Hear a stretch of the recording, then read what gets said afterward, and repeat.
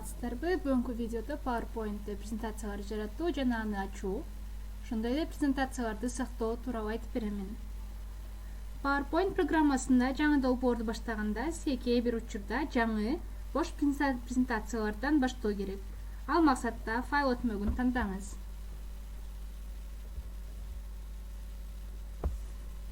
Терезенин сол жагынан создать өтмөгүн тандап алыңыз да, анан пустая презентация буйртмасына кайрылыңыз.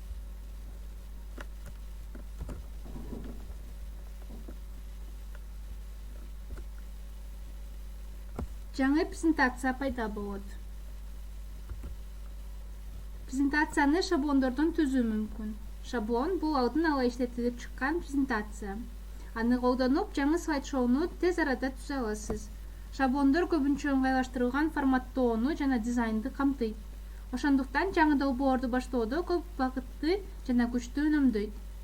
Аны ачуу үчүн файл өтмөгүн басып, создать буйртмасын тандап алыңыз. Максатка ылайык алдын ала жаккан шаблонду тандап алсаңыз болот.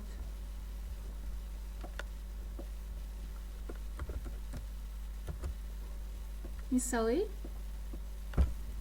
галерея шаблонун тандап алдык.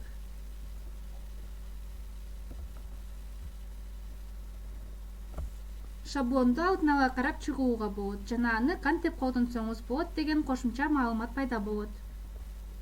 Тандалган шаблонду колдонуу үчүн создать башкычын басыңыз.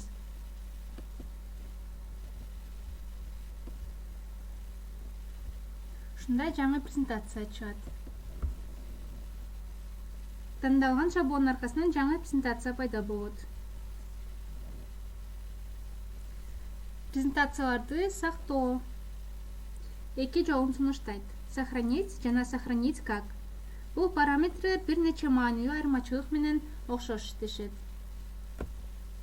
Сохранить презентацияны түзүүдө же түзөтүүдө сохранить буйртмасын колдонуп, өзгөртүүлөрдү сактап каласыз. Сиз бул буйрукту көпчүлүк учурда колдоносуз.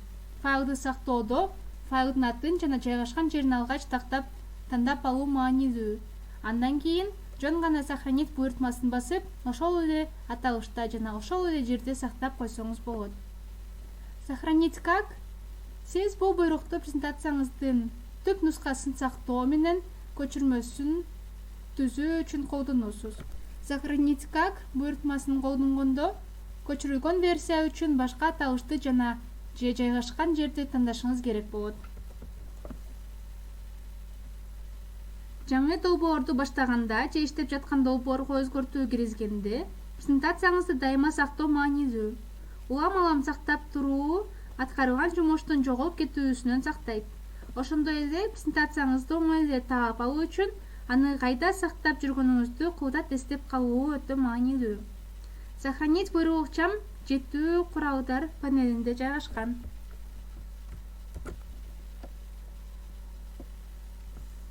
Эгерде файлды биринчи жолу сактап жаткан болсоңуз, файл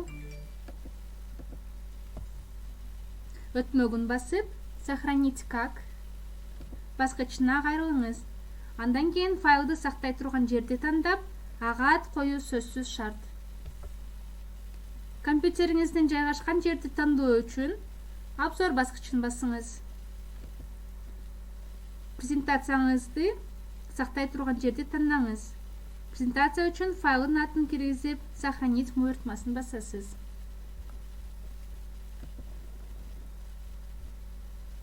Сохранить. Ошентип презентация сакталды.